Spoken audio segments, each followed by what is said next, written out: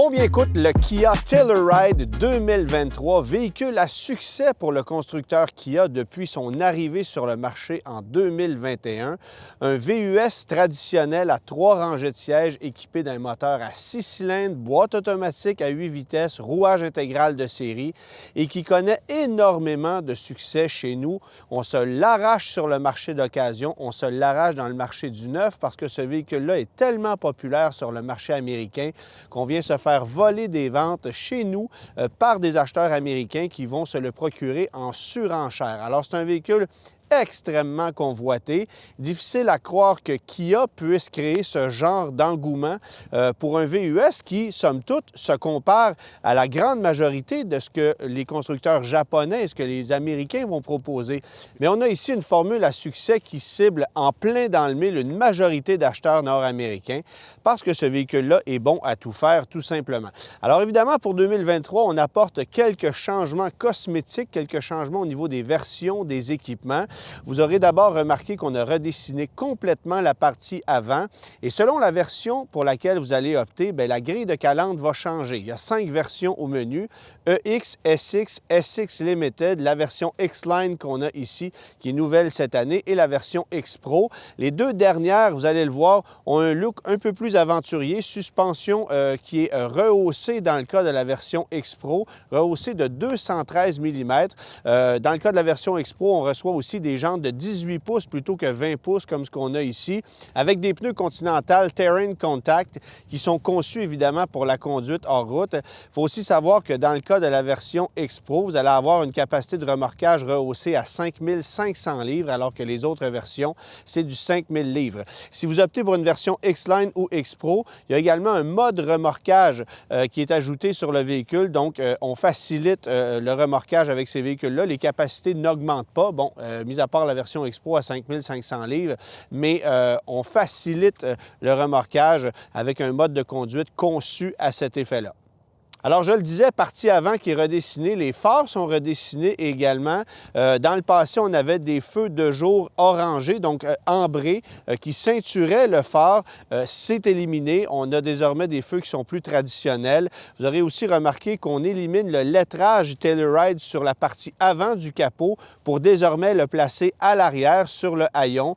Quelques petits changements cosmétiques comme ça. Évidemment, la version X-Line se distingue par le fait qu'on a noirci tous les éléments qui sont chromés ou métallisés sur les autres versions. Ça inclut aussi les jantes qui sont peintes en noir, qui sont exclusives à cette version-ci, autant au niveau du design que de la couleur. Alors, un look qui est plus moderne dans le cas de cette version X-Line qui risque de connaître énormément de succès. Ça pourrait être appelé à être la version la plus populaire chez nous, bien que ce ne soit pas la plus abordable parce qu'on y reviendra, mais les prix du Telluride sont quand même considérables. On est directement dans la mire des véhicules les plus populaires de ce segment-là et qui ne sont pas donnés non plus. Alors ça, on y reviendra, mais 5 versions de disponibles, comme je le mentionnais, EX, SX, SX Limited, X-Line et X-Pro, qui a une vocation plus aventurière et qui n'a pas d'équivalent du côté de chez Hyundai avec un Palisade qui a une approche beaucoup plus traditionnelle. On sait que le Kia Telluride et le Hyundai Palisade partagent l'ensemble de leurs éléments mécaniques et structuraux, mais chez ces 2 constructeurs, on a une approche qui est complètement différente et je vous avoue préférer celle de Kia avec une gamme qui est plus large, avec un look qui me plaît davantage, qui est moins classique dans son approche et qui sert une clientèle assurément plus jeune que celle du Palisade qui va viser une clientèle plus traditionnelle. Première constatation au volant du Telluride, c'est la qualité de construction. Un véhicule bien construit, sans craquement, sans bruit de caisse. C'est rare dans un véhicule de ce segment-là parce qu'évidemment, c'est un véhicule assez massif avec un empattement long, avec 3 rangées de sièges qui, relevés, peuvent occasionner des bruits de caisse. Double panneau de toit également et même là, pas de bruit de vent, pas de silement, rien du tout. Alors, c'est vraiment un véhicule où la qualité de fabrication est palpable et ça, c'est rassurant pour du long terme. On le voit d'ailleurs sur des Telluride qui ont maintenant quelques années dans le corps et qui donnent l'impression d'être encore flambant neuf. Alors ça, c'est très rassurant. Côté conduite, c'est un véhicule qui est un modèle d'équilibre. Alors, la suspension fait un super boulot. C'est sûr que sur le véhicule qu'on a ici, on a une suspension arrière qui est réglable, pneumatique. Donc ça, c'est un plus, évidemment, sur le véhicule qu'on conduit présentement, mais c'est un bel équilibre entre confort et fermeté. Donc, ça permet d'avoir une bonne stabilité routière. Évidemment, je suis chaussé actuellement de roues de 20 pouces, donc ça va offrir une stabilité qui est supérieure au modèle X-Pro, qui, lui, sera chaussé de roues de 18 pouces. Mais côté confort, c'est vraiment exceptionnel. On a aussi une direction qui est très précise, ce qui n'est pas nécessairement une habitude du côté de chez Kia Hyundai, où ça a toujours été un problème, une espèce de flou au centre chez les directions, tant hydraulique qu'électronique. Alors, moi, c'est un point que j'apprécie particulièrement sur le Telluride parce qu'on a une précision de conduite, ce qui permet de ne pas devoir constamment corriger comme sur d'autres produits de la grande famille Hyundai Kia. Et là, je pense notamment au Sorento ou au Santa Fe de chez Hyundai, qui me donne l'impression d'être peut-être un peu moins précis à ce niveau-là. Au niveau du freinage, c'est suffisamment puissant.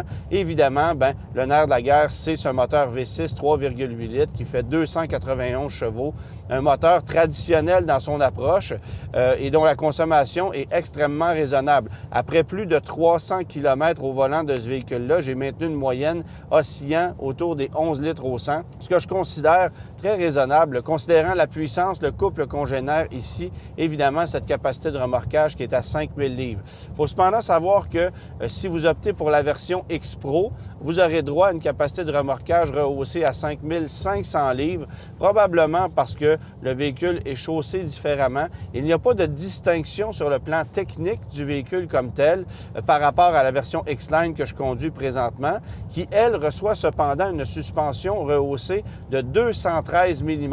Donc, un véhicule qui est davantage efficace hors des sentiers battus par rapport aux versions EX, SX et SX Limited, qui, elles, vont être un peu plus basses. Alors ça, c'est un avantage pour la version X-Line. J'ai l'impression que c'est ce qui va faire en sorte, notamment, qu'on va la choisir en plus grand nombre, aussi en raison de son look, bien sûr, parce que, comme je le mentionnais un peu plus tôt, vous avez des garnitures qui sont noircies sur le véhicule. On élimine tout ce qui est éléments chromés ou métallisés pour remplacer ça par des éléments noircis. On sait que la clientèle aime ça, mais au-delà de ça, c'est la suspension rehaussée, donc une garde au sol supérieure, des angles d'attaque de sortie supérieurs pour aller s'aventurer hors des sentiers battus. C'est un avantage sur ce véhicule-ci et c'est un avantage qu'on obtient aussi sur la version X-Pro qui, encore une fois, reçoit des roues de 18 pouces plutôt que des roues de 20 pouces, mais est à ce moment-là chaussé de pneus plus agressifs, conçus pour la conduite hors route. Et évidemment, ça fait en sorte que les bruits de roulement sont supérieurs, mais vous allez avoir des flancs de pneus qui sont mieux adaptés à la conduite hors route que cette version que je conduis présentement.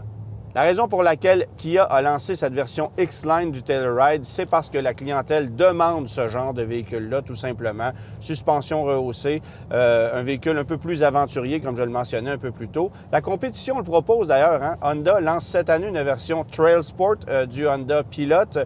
Nissan propose également le Rock Creek chez le Pathfinder. Alors, il y a une tendance qui s'installe de ce côté-là. J'ai l'impression que d'ici peu, la grande majorité des constructeurs offriront une version comparable à ce qu'on propose ici. Dans certains cas, on aura des moteurs à 4 cylindres. D'autres fois, ça sera des 6 cylindres comme ce qu'on a dans le Telluride. Mais chose certaine, Kia propose ici un véhicule d'un équilibre exceptionnel. Et pour moi, c'est un des véhicules les plus convaincants dans ce segment-là, sans aucune hésitation. Évidemment, le petit bémol, c'est que chez Kia, on ne propose aucune motorisation hybride pour le moment. Est-ce que ça viendra? On ne le sait pas. Mais pour l'heure, il n'y a que peu de joueurs qui proposent ce genre de motorisation-là. Évidemment, il faut penser à Toyota qui mène le bal de loin avec le Highlander, ce que Kia ne fait pas pour le moment. Maintenant, au niveau de l'habitacle, vous pourrez obtenir, selon la version, une banquette 3 places à la deuxième rangée, sinon 2 sièges capitaines comme ce qu'on a là, avec 2 sièges à la troisième rangée, où on obtient plus d'espace que dans la majorité des véhicules en compétition. Alors, très spacieux, le Kia Telluride, très polyvalent également. L'accès à la troisième rangée est très facile. On appuie sur un bouton sur le siège de deuxième rangée. Le tout se fait en un tourne-main. C'est vraiment bien aménagé à l'arrière. Et ça l'est également à l'avant. Console centrale qui est bien conçue, très pratique, beaucoup d'espace de rangement, de commodité, Toutes les prises nécessaires pour les accessoires électroniques sont présentes. Bon, évidemment, on est dans une version assez luxueuse, donc siège chauffant, volant chauffant, siège ventilé également. On a cette instrumentation avec le double écran, 2 écrans de 12,6 pouces. L'instrumentation qui se trouve devant le conducteur va changer au niveau visuel selon le mode de conduite que vous allez utiliser. Mais entre vous et moi, vous n'utiliserez que très rarement les différents modes de conduite, peut-être pour vous aventurer hors des sentiers battus de temps en temps, mais le mode sport sert absolument à rien. Vous allez laisser ça en mode normal la plupart du temps.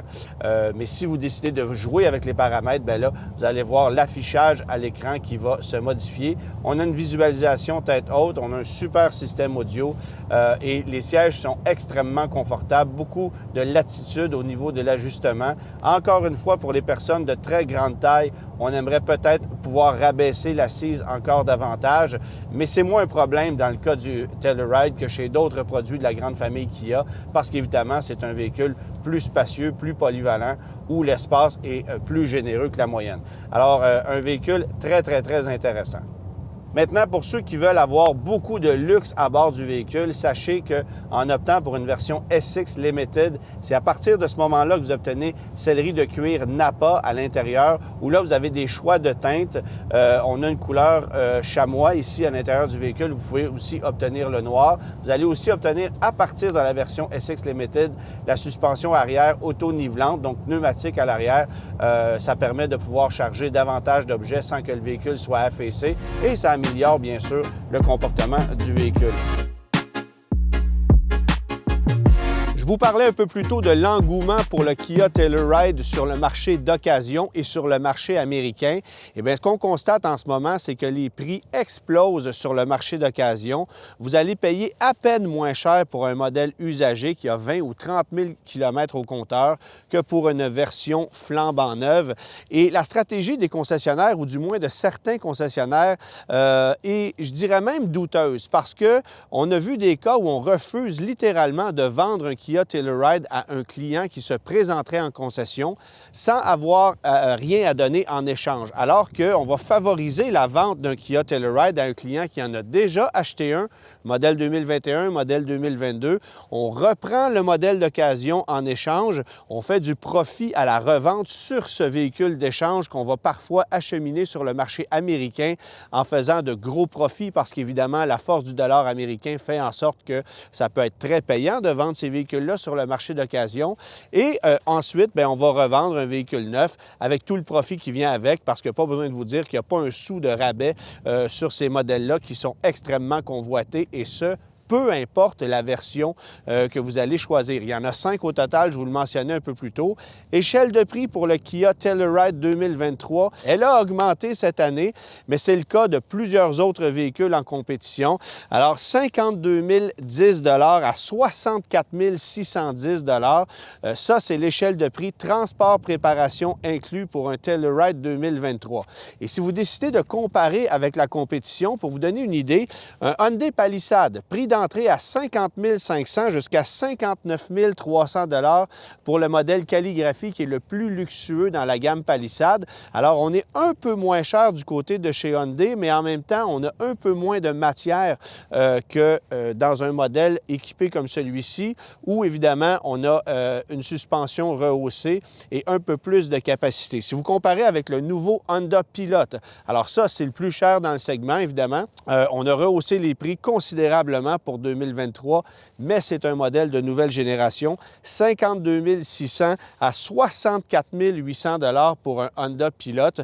Il y a énormément de versions aussi. C'est un modèle directement comparable avec le Kia Telluride, uniquement doté d'un moteur V6 3,5 litres, traditionnel également.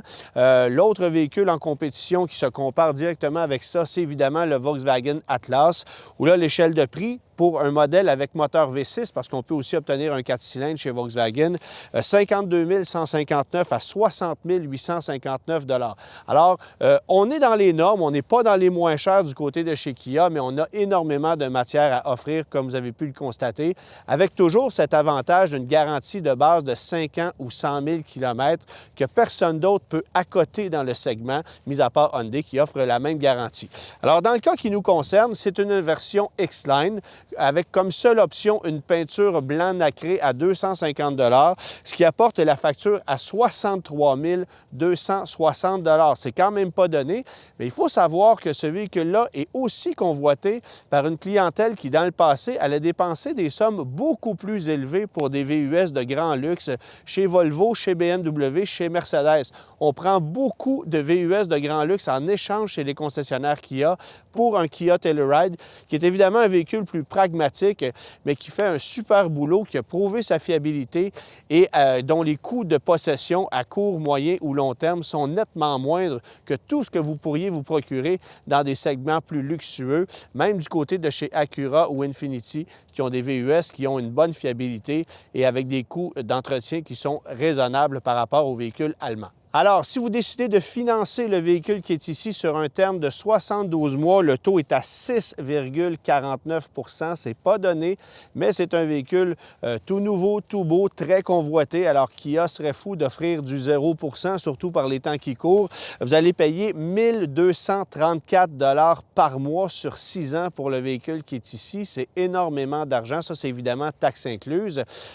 Mais la bonne nouvelle, c'est qu'on ne perd que très peu de sous à la revente avec un véhicule comme celui-là. Donc, même si le montant initial est quand même considérable, le coût de revient n'est finalement pas si mal que ça. Et en location, c'est surprenant. Kia a réussi ici à avoir une valeur résiduelle telle que les mensualités à la location sur un 48 mois, malgré un taux à 8,99 % pour un 20 000 km par année, on est à 884 $ par mois, taxes incluses. Donc, un montant considérablement plus bas que celui du financement sur un terme de 6 ans. Généralement, vous allez avoir à peu près 100-150 $ d'écart pour un véhicule de ce genre-là, mais ici, on est à tout près de 300 $ d'écart. On en fait 250 $ d'écart. Alors, ça prouve que la valeur résiduelle est très élevée. On sait que c'est le cas, mais chez Kia, on a toujours de la misère à prouver que les valeurs résiduelles sont bonnes avec certains de nos véhicules. Et ici, on a réussi à le faire efficacement, probablement parce que autant du côté canadien que du côté américain, ce sont des véhicules très populaires. Alors que chez d'autres gammes, ce n'est pas nécessairement le cas. C'est probablement le véhicule qui conserve la meilleure valeur de toute la famille Kia. Et ça explique pourquoi les valeurs résiduelles sont élevées et qu'on est capable d'avoir des taux ou des prix en location qui sont agressifs, malgré un taux qui est carrément usuraire. On est à du 9 %. Alors, pas besoin de vous dire que Kia en profite et empoche énormément. Donc, vaut mieux acheter que de louer, ça c'est clair, parce que le véhicule garde une bonne valeur, parce que le taux de financement est beaucoup plus faible que celui de la location en ce moment, et parce que de toute façon, vous n'aurez jamais de misère à vous défaire de ce véhicule-là si jamais vous aviez à le vendre. Un véhicule qui me convainc énormément. En ce qui me concerne, le meilleur véhicule du segment. On l'a d'ailleurs classé premier dans la catégorie des VUS intermédiaires à 3 rangées de sièges dans le Guide de l'auto 2023. Et c'est une position entièrement méritée pour un véhicule que j'aime particulièrement.